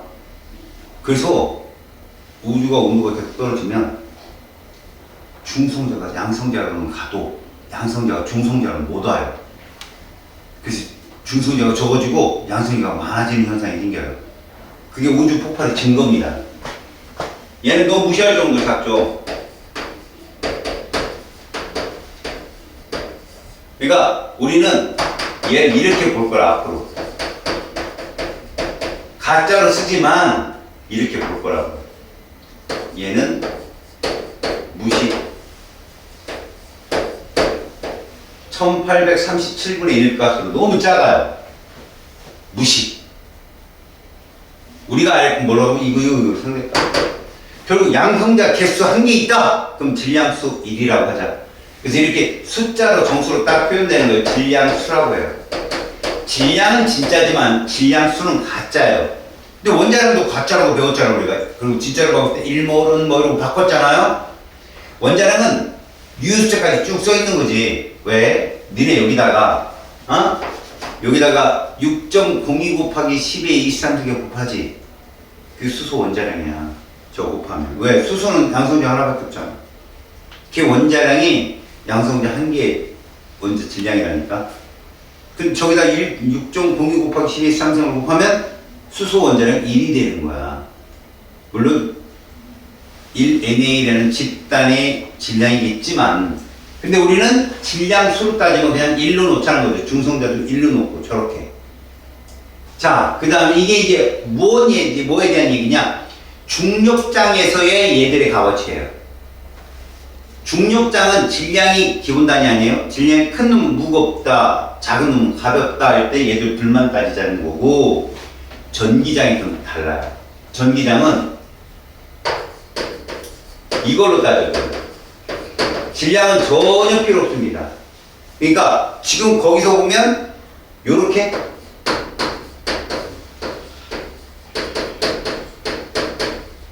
요런 식으로 얘는 전하량이 1.6 곱하기 10의 마이너스 19승 쿨럼입니다. 중성자는요 없습니다. 얘는 없어요. 중성자는 전하가 없고 전자는요 마이너스 1.602 곱하기 10의 마이너스 19승 쿨럼. 이걸 어떻게 쓸 거냐고. 니네 그래서 니네 중딩 때 혹은 경시대 문제 같은 거 보면 양성자의 숫자가 솔직히 원자 번호거든. 이제 모질리라는 과학자에서 발견되는데 1번은 이만큼의 전하량을 띈다니까. 1번. 그럼 2번 요거에 두 배수를 띄겠지. 3.2 곱하기 10의 마이너스 19승. 10번 요건 그냥 냅두고 요거만 10의 마이너스 18승을 바꾸면 돼. 그렇게 계산하는 문제가 있어. 막 시간 빼게 하려고 그렇게 듬직듬직하게 구하면 쉬워. 근데 우리 이게 안 쓰고 이걸 쓸 거라는 거야. 상대값. 얘를 그냥 이렇게 쓸 거고 얘를 그냥 이렇게 쓸 거야. 얘는 안 쓸 거야. 형. 안 쓸 거야. 이런 식으로. 알겠니? 여기까지 됐지? 그럼 니들은 뭘 알았냐? 우리가 이제 앞으로 다뤄야 될 원자량은 요것들이 합이다. 이 결론으로 이 결론으로 니들은 뭘 알겠냐? 뭘 아느냐는 거지. 이걸로 원자량, 어떤 원자의 원자량은 이렇다는 걸 알게 된 거야. 양성자의 숫자에 중성자의 숫자를 합친 값이다. 중성자 수를 합친 거다. 그럼 우리는 또 이걸로 뭘 하느냐는 거지. 이걸로 중성의 성향을 띤 원자에는 반드시 이래야 된다. 양성자의 숫자와 전자의 숫자는 반드시 같아야 된다는 결론을 내리게 돼. 그래 0이 되니까. 지금 우리가 얻어야 될 자료는 이거라니까, 이 두 개. 이거 외우는 게 아니고. 그러니까 막 중성자가 저 빨간색 5만큼, 0.002만큼 크니까 업커프보다 다음 커프가 크고 이런 거는 통합과학 시간에 배우는 것이고, 지금은 화학은 이 두 개. 그래서 이거에 대한 얘기를 지금부터 하겠다는 얘기예요. 자, 두 번째입니다. 원자 번호와 우리가 원자량이라고 부르는 그 값이 질량수로 표현되면 저렇게 표현되는 거거든요. 어차피 둘 다 같지만 우리가 보통 X라고 이렇게 어떤 원소기호를 쓰면 G라고 밑에 붙이는 이 숫자가 원자 번호예요, 여러분. 근데 이 원자 번호는 그냥 구해진 게 아니라 러더퍼드의 제자인, 왜 러더퍼드가 보통 방사선 같은 거 많이 쏘잖아. 얘도 X선 회전 실험으로 이걸 찾아내거든. 양성자인 걸 알아내. 이게 양성자의 숫자인 걸 알아내. 근데 중성 원자라면 이 숫자에 똑같은 숫자로 뭐가 있어야 돼? 전자의 숫자가 있어야 되는 걸 알잖아, 이런 식으로. 그 다음, 요 위에 쓰는 요 M을 뭐라고 부르냐면 우리가 원자량 혹은 질량수 이렇게 한다고. 원자량과 질량수는 같은 말은 아니야. 둘 다 같자지만 이것은 숫자로 표현한 거니까 양성자의 숫자에다가 중성자의 숫자를 뭐한 것이다? 더한 것이다 라고 생각하면 되는 거지.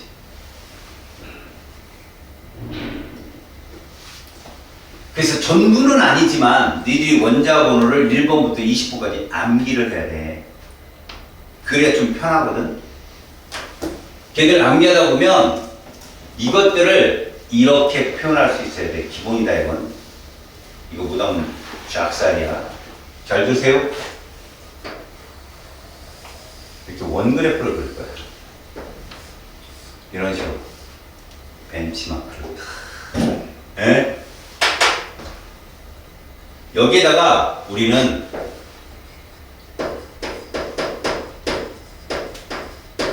양성자 수를 적을 거고, 여기다가 전자의 숫자를 적을 거고, 여기다가 중성자의 숫자를 적을 거라면, 자, 요걸로 대답하면 되는 거지. 중성원자는 항상 누구는 같아야 된다? 기억과 니은은 같아야 되는 거야. 중성원자는. 그지? 질량수는 기억과 지그시 합으로 계산돼야 된다는 거지. 이해 가세요? 자, 여러분, 예를 들어 볼게요.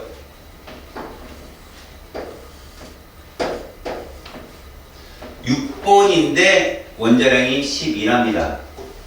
불러보실래요? 기억부터. 6, 6이. 이해 갔습니까? 원자 번호가 6번이니까 양성자 6개, 전자 6개. 거기다 얼마 더하면 12예요. 그래서 여러분, 하나만 더 써볼까요? 2번 헬륨 4짜리. 뭐라고 쓸래요? 2.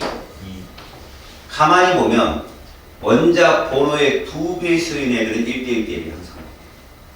알겠어요? 원자 번호의 2배수인 애들. 그러니까 짝수 번호가 이런 애들이 많아요. 원자 번호 짝수가. 여러분 12번은 그럼 얼마겠어요? 원자력이? 24. 그렇죠. 그럼 이게 뭐라고 부를래요? 12, 12, 12. 아, 이러니까 갑자기 옛날 통사태가. 도참 제대하기 전에 그분이 12월 12일 날 제대거든요. 그럼 그 전에 밤에 파티를 해줍니다. 근데 먹지 말아야 돼. 술을 마시게 됩니다, 가끔. 아, 그 고생이 별로 좋은 고참도 안 했는데, 나갈 때 그래도 대원을 해주자. 술 파티를 했는데, 그분이 술 취하 화장실 가시라 했는데, 안 가고. 겨울입니다. 12, 12 참고로. 군인들이 침낭을 덮고 자요. 거기다가 좀 똥 싸고. 그래서 자던 그 쫄다고 일어나서 그거 다 빨고 밤에 막 잠도 못 자고. 그건 아침이 우리 막 부부 뛸 때 조용히 혼자 집에 갔잖아요. 원래 밖에서 이렇게 정리해주고 이렇게 가야 되는데 그 12.12 똥사태가 막 유명합니다. 부대에서는 불문율이야. 12가고 지금 얘기해주고 아 손실은 다 빠졌습니다. 여러분 20번도 그래요. 20번은 당연히 40이겠죠, 원자량이. 그러면 20, 20, 20인 거죠. 그렇다면 요건 어떨까요, 여러분? 11번 나트륨 홀수 번호들은요, 보통 곱하기 2 한 다음에 더하기 1이 되는 숫자거든요. 그래서 이렇게 된다는 거죠. 일단 위에다 번호를 찍어요. 그러면 전자수 찍히고, 그 다음에 이게 12가 된다는 얘기죠. 이해 갔어요? 여러분 9번 어떨까요? 9번 플로리 얘는 19가 떨어지거든요. 2 곱한 다음에 더하기 1 그럼 몇 나올까요? 기억니은 디귿이 90. 이렇게 된다는 거죠. 여기서 재미난 게 보이는 게 뭔지 알아요? 원자일 때 있잖아요. 보세요. 원자라고 문제에 출제가 되잖아요. 그런데 여러분들 뜻 봤는데 이건 데이터로 주는 거야. 그걸 머릿속에 늘 생각하는 거지. 여러분 이게 원자 번호 몇 번이에요? A. A번. 질량수는요? A 플러스. A 플러스 B가 되죠. 왜 그럴까요, 여러분? 원자 그러면 무조건 이게 성립해야 돼요. 그러므로 누가 양성자 전자다? 여기. 다른 하나가 중성자인 거예요. 다른 하나가. 되게 중요합니다. 자, 무슨 말인고 보세요. 선생님 이거 처음 봤어요. 아, 얘들아 누가 중성자 같아? 이 중. 맞아요. 이게 중성자예요. 얘는 몇 번 원소? 2번. 헬륨이거든요. 질량수 얼마짜리? 그렇죠. 그렇게 얘기하는 거예요. 이제 감이 와요? 눈에 빡 들어와야 돼요. 보면. 눈에 빡 들어오지 않고 이러면 끝나요. 그냥. 자, 지금 원자 번호와 질량수 이게 더 중요합니다. 이거 아무것도 아니에요. 이게 더 중요해요. 미지수를 막 줘도 팍 떠야 돼요. 그래서 꼭 이 원그래프를 그려서 보세요. 근데 이걸로 끝나는 게 아닙니다, 여러분. 잘 보십시오. 여러분들이 주기율표라는 걸 이제 배운단 말이야, 얘들아. 그지? 그리고 나중에 니네가 어디 가서 통합과학에 가서 그것들 막 그리고 어쩌고저쩌고 해. 결론은 이거 하려고 하는 거야. 무슨 말이냐? 내가 첫 번째 줄을 한번 그려볼게, 이렇게.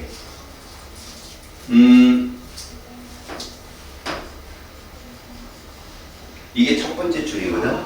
너네 주기 1번부터 20번까지 외울 거 아니? 근데 규칙은 알고 외워야지. 첫 번째 줄에 원소가 몇 종류가 있냐, 봐봐. 내가 별표라고 친 저 기호는 같은 줄을 표시하는 거야. 첫 번째 줄은 2개가 있지, 원소. 그럼 몇 번까지 있는 거야? 2번. 2번까지 있는 거야. 자, 그 밑에는 몇 개가 있나 한번 봐봐. 몇 개가 있냐, 밑에? 8개가 있네. 얘 몇 번이었다? 그렇지. 그렇게 얘기한다고. 이해하니? 자, 그 밑에는 또 몇 개가 있나 보자는 거지. 8개가 있지. 얘 몇 번일까? 18번이 되겠지? 그럼 얘는 몇 번이겠냐? 19번. 얘는 20번. 여기까지 외우라고. 가로줄이 주기야, 얘들아. 이 주기에 몇 종류가 있다고? 3주기에도. 우리가 외워야 될 건 저런 거라고. 그러면 세로줄을 뭐라고 하냐? 족이라고 하거든. 이건 주기표가 내가 다시 설명해 줄 거니까 잘 봐. 이게 뭘 의미하는지 알면 거기 가면 날아다니다니까? 이 세로줄을 족이라고 부르는데 이게 뭐의 의미냐? 이거를 어떻게 표현해 니들이 가장 잘 알아먹을까 과학자들이 고민을 한 거야. 특히 이렇게 순서를 짜는 건 누구의 숫자에 의해서 그렇다? 전자야. 무조건 모르겠으면 전자야 앞으로. 알았니? 그러니까 전자수를 배열하다 보니까 이렇게 된 거라고 보면 돼. 자, 무슨 얘기냐? 이 아이가 4번이다. 맞지? 제가 4번이야. 전자 몇 개 있어? 4개 있겠지, 전자가? 네. 근데 봐라. 이게 주기가 뭘 의미하냐면 이 원자의 러더포드가 그렇게 하고 싶었던 건데 러더포드가 이걸 못했어. 뭐? 전자 배치 규칙성. 전자가 어떤 규칙을 따라서 핵주위를 도는지를 몰랐거든. 근데 보어라는 과학자에 의해서 이게 수소 원자 모형이 밝혀져. 근데 수소만 맞아. 하나도 안 맞아. 근데 그 사람 원자 모형을 가만히 보니까 저거 이용하면 과학의 정말 찐따인 너희들도 그지? 알아볼 수 있겠더라 이런 얘기지. 근데 오히려 만들어주니까 병신인데 뭐 이렇게 되잖아. 얼마나 답답해. 그거를 니네도 알고 쾌감을 느껴야 될 거 아니야. 무슨 말이냐? 전자가 도는 길이야, 얘들아. 전자가 도는 길인데 핵이 있고 길을 이렇게 원으로 표현한다. 원으로. 알았어? 내가 원은 몇 개 그랬냐 지금? 이런 애들이 이주기 애들이야. 동그라미 애들. 껍질이 2개 필요한 애들이지. 그러면 별표는 껍질이 몇 개만 필요해? 하나만. 근데 얘가 몇 번이야? 그럼 첫 번째 껍질에는 전자가 몇 개 채워진다고? 2개가 끝인 거야, 2개가. 요게 누구고? 1번 수소고, 요게 2번 헬륨인 거지. 그럼 세 번째 거부터는 두 번째 껍질에 들어가는 거지. 얘 몇 번일까? 3번 리튬인 거야, 3번. 니들이 이걸 보면 저게 머리에 떠오른다는 거야. 무슨 말이냐? 몇 번째 줄? 두 번째 줄에, 맞아? 주기율표의 두 번째 줄. 이게 이주기란 뜻이야. 외곽의 전자가 몇 개 있다고? 최각에 1개 있다고. 이 원자한테는 이게 최각전자라니까, 여기가. 이게 최외곽이야. 여기에 전자가 하나 있으면 세로줄로 맨 왼쪽에 있는 거야. 그럼 전자가 2개 있으면 뭐가 되는 거야? 그 두 번째 줄이 되는 거야. 그렇게 따지면 삼각형은 저 원자들을 표현할 때 껍질이 몇 개 필요해? 3개가 필요했던 거야. 제일 많이 필요한 건 누구야? 저 밑에 2개지. 이해가니? 2개야. 자, 그럼 이제 내가 설명을 할 테니까 꾸준히 들으면 이해가 금방 간다. 봐라. 화학이 뭐의 학문이라고 했지? 모든 결합은, 모든 전자의 이동은 목적이 안정한 전자 배치야. 무조건. 니들이 옷을 입는 모든 이유는 추워졌죠, 그죠? 그런 거 말고. 자, 이쁘려고. 지금 너가 보면 네가 엄마 치마 입고 나오면 좀 그렇잖아. 뭐야, 쟤 뭐. 그래도 적당히 그냥, 튀지는 않지만, 무난하게 이렇게 무슨 색깔? 검은 색깔. 진짜, 죄다 검은 색깔 입고 다니잖아. 그래, 무난하면, 그렇게 입으면 무난하고, 거기에 만약에 꽃무늬 있는 옷 입고 이러면 좀 부끄럽잖아, 니네가. 좀 약간, 어디 조직에 있는 친구 같고, 막 이러잖아? 여러분들한테 전자의 움직임은 무조건 안정한 전자 배치인데 그게 누구냐는 거야. 바로 얘들이더라는 거야. 바로, 얘야, 얘. 각 주기의 맨 끝에 있는 애. 이걸 화학에서 뭐라고 하느냐? 모두 찼다라고 얘기해. 전자가 더 필요하지도 더 부족하지도 않을 정도로 모두 찾다 냥냥. 어떻게 옆에 베개 좀 갖다 줘. 살짝. 알았어? 모두 찾다라는 뜻은 더 이상 저 껍질에는 더 필요한 존재도 없고 더 넘치는 존재도 없다는 뜻이거든. 죄를 쫓아간다고 뭐든지. 알겠니? 그래서 지금 수소 전자껍질 모형과 주기율표를 지금 같이 가르쳐주고 있는 거야. 앞으로 계속 걔들이 나오거든. 요거를 외워라. 잘 보셔.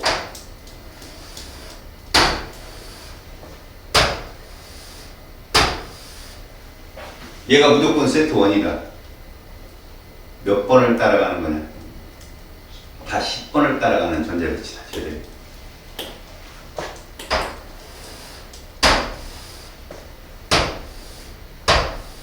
얘가 무조건 세트 2다. 몇 번을 따라가겠냐? 그래서 잘 봐. 대표적으로 이거 번호가 몇 번이냐? 7, 8, 9번이고 얘가 11, 12, 13번이 되니까 세트 1은 원소가 몇 개나? 6개인 거야. 세트 1.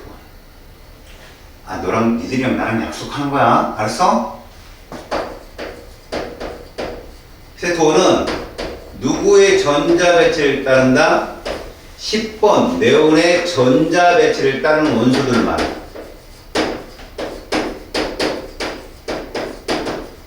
그래서 이게 7번 질소부터 시작해서 어디까지? 13번 알루미늄까지 본다. 근데 이 색부터 한번 봐봐. 아까 벤치 기억나냐? 네. 얘가 얼마라고? 예외야. 7번이. 근데 뭐 7번이 14? 그럼 니들 뭐만 떠올라? 1대 1대 1만 떠오르면 되는 거야. 몇? 777이거든요. 얘는 몇? 888. 자, 얘는 몇? 이렇게 되는 거거든. 자, 얘부터 볼게. 잘 보시면 7이었단 말이야. 얘가 네온의 전자배치를 따라가면 누구만 변해? 얘만 변한다니까. 니은만 변해요. 몇으로 변할까? 10으로 변한다니까. 10. 전자배치가 10개가 돼야 왜? 외곽의 옥텟 규칙을 만족하잖아. 8개. 그렇지? 그래서 얘가 요렇게 바뀌게 되면 봐봐.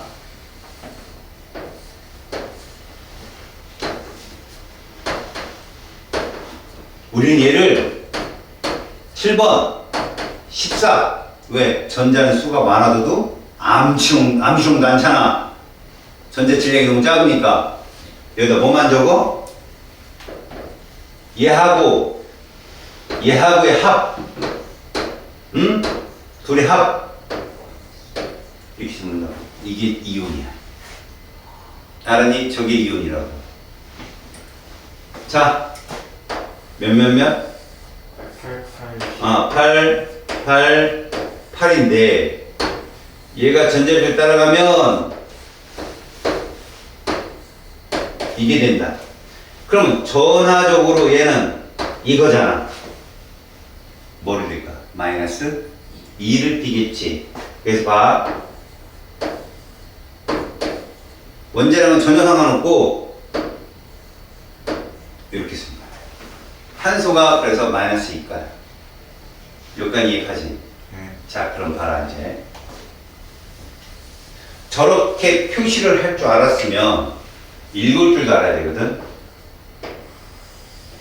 선생님, 이렇게 그려볼게.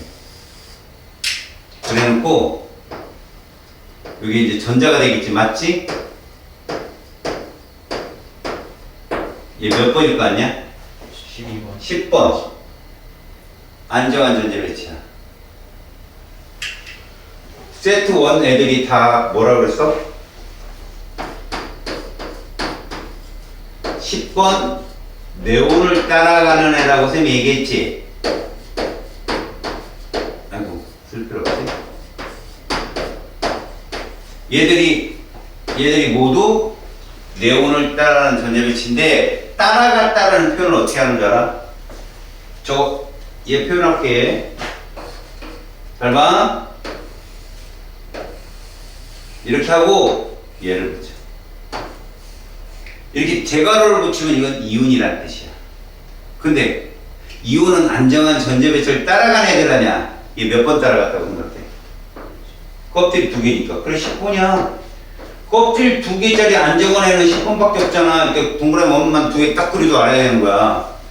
그래놓고 저 위에 숫자를 잘 봐야 되는 거죠. 요게 요렇다면 무슨 뜻이냐 이건. 전자 3개를 받아서 제가 됐다는 뜻이야.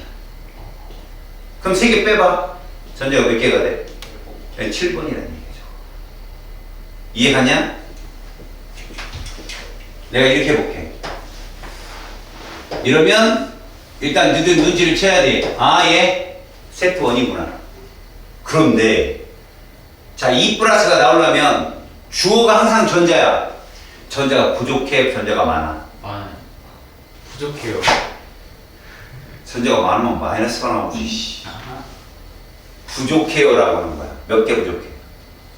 그럼 2개 넣어봐. 2개 누르면 껍질에 하나 더 필요하지. 몇 주기? 3주기. 몇 쪽? 2족이라고 하는 거야. 그럼 몇 번이야? 15초에 밥은 쉬워. 이해 가냐? 이온의 표시라고 저게. 그래서 너희들이 이 플러스가 나오고 마이너스가 나오는 걸 한 번에 잡어. 맨날 할 때마다 헷갈려 이러지 말고. 무슨 말이야? 전자가 주어야 무조건. 여긴 전자의 학문이니까 전자가 부족하구나. 전자가 많구나. 이렇게 하는 거야. 3개 많구나. 2개 부족하구나. 그럼 질문. 잘 봐요. 얘랑 있는 거지 이렇게. 얘 세트, 야 대괄호 치면 벌써 이제 이건 이온이야. 이 세트 몇이야? 무조건 세트 1이야. 10번 네온 따라간 거라고. 근데 내가 여기다 이거 쓸 거야. 알았어? 그럼 얘들 이온 결합이라고 하는 거 이걸. 이가 플러스 이가 마이너스가 1대1로 결합한 거지. 이해 갔어? 얘가 금속인 거고. 이온 결합은 100% 화합물이며 남자애가 꼭 들어간다고 했지. 기억나냐? 금속과 비금속이 결합하는 게 이온 결합이잖아. 남녀가 결혼했다 싫으면 이혼하고 뭐 이런 거에 헛소리 한 거 기억나냐? 잘 봐. 얘를 화합물을 내가 이렇게 써볼게. 그럼 얘들은 지금 이온 상태잖아. 근데 문제는 이렇게 물어봐. A 원소와 B 원소는 같은 주기 원소냐 아니냐? A 원소와 B 원소는 같은 주기냐 아니냐? 아니. A는 원래 여기 있는 애잖아. 맞아. B는 다시 말해서 얘들 둘 다 세트 1이지. 세트 1에서 양은 3주기 항상. 세트 1에서 음은 2주기. 이거 함정으로 정말 많이 나와. A는 원래 3주기 원소다. 맞는 말이라고 그게. 근데 왜 B는 안 되냐고? B는 전자 들어와도 주기가 안 바뀌어. 껍질. 이해 가서 껍질이 사라지는 건 금속 양이온들이야. 이해 갔니? 그러면 이럴 수도 있잖아. 이럴 수도. 내가 장난을 치는데 이렇게 장난칠 수 있어. 봐. 이렇게 하는 거지. 이래버리면 이건 세트 2지. 그리고 여기다가 이렇게 해볼게. 그리고 A, B 써볼게. A 원소, B 원소는 같은 주기 원소이다. 맞아, 틀려? 이건 맞죠. 왜? 얘는 세트 1의 금속이고 11번. 쟤는 세트 2의 비금속이고 같은 3주기. 이해 갔어요? 저런 거에 대해서? 니네가 틀릴 일 아니에요. 금방 풀어요. 근데 봐요. 이런 원자 모형, 이걸 보전자 껍질 모형이라는데 이런 껍질 모형을 쓰면 주기율표의 위치를 알 수 있다는 거예요. 자기가 도움을 주려고 이런 걸 만들었다는 거죠. 자, 페이지 71쪽에 맨 꼭대기에 있는 그 그림 있죠? 그것들은 여러분들이 어떻게 표현하라고? 동그라미 치고 이렇게 표현할 수 있어야 됩니다. 머릿속에 꼭 집어넣으세요. 이건 프리스킬입니다. 알았어요? 자, 밑에 동위원소를 한번 볼까요? 여러분 거기 수소의 동위원소를 이 원그래프로 그려봐봐요. 머릿속에 쓱 넣어봐요. 그럼 1번 수소 일자리가 너무 좀 웃기게 나오죠? 그래 안 그래요? 잘 보세요. 이 동위원소를 잠깐 볼 건데 본격적인 동위원소는 다음 시간에 할 겁니다만, 자, 1번 수소 일자리는 이렇게밖에 표현이 안 돼. 왜요? 중성자가 없거든. 그치? 그래서 얘는 뭐라고 표현한다? 1 빨간색이 전자입니다. 그럼 1번 수소 이자리 두 배수네 번호에 뭐? 1대 1대 1 기억나요? 그게 된다는 거죠. 그래서 1대 1대 이렇게 됐습니까? 자, 1번 수소 3자리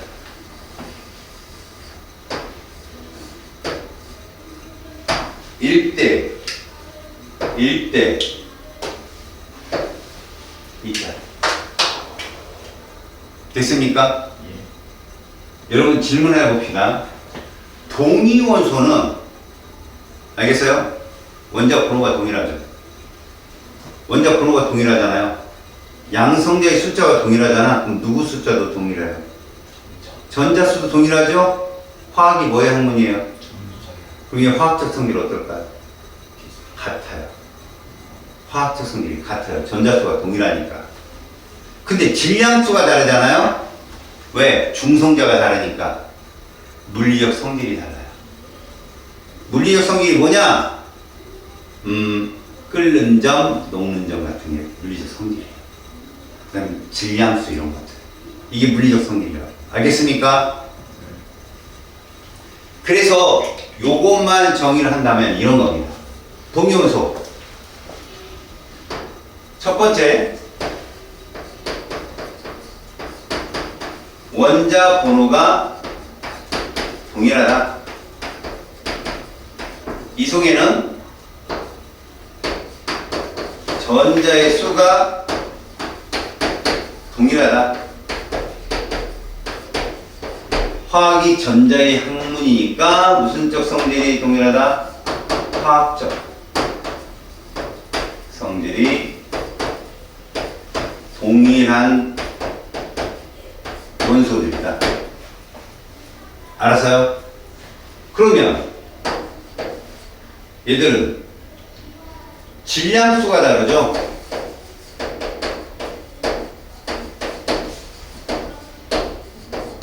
결국 중성자의 수가 다른 거예요.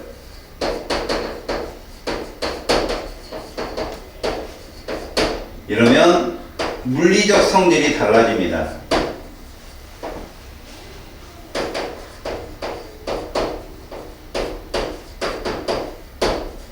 이렇게 되는 거죠. 알겠습니까?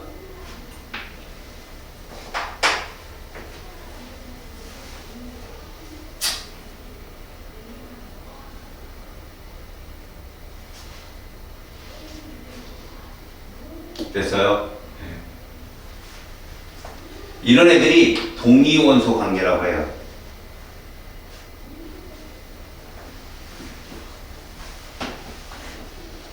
그러면 이런 동위원소 관계에서 이제 좀 중요한 게 뭐냐? 평균 원자량을 구하는 거하고 그 다음에 그들의 분포 비율을 구하는 게 중요합니다. 알겠어요? 지금 시간이 애매해서 우리가 71쪽에 그 맨 아래쪽을 할 건데 여기가 좀 모르는 친구들, 한 방에 못 알아듣는 친구들이 좀 못해요. 제가 평균 원자량을 하는 방법을 가르쳐 줄 거고 이것으로 분포가, 물질의 분포가 어떻게 나타나는지 다 알려줄 거예요. 그리고 여러분들 알다시피 항상 교과서에 있는 내용만 시험에 나옵니다. 알겠습니까? 네. 한 3개가 뜨거든요. 외워버리세요. 알겠죠? 오케이. 그러면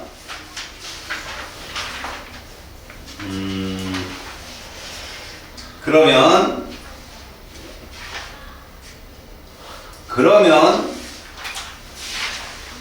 또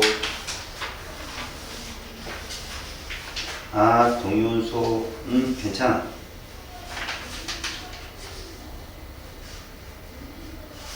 음,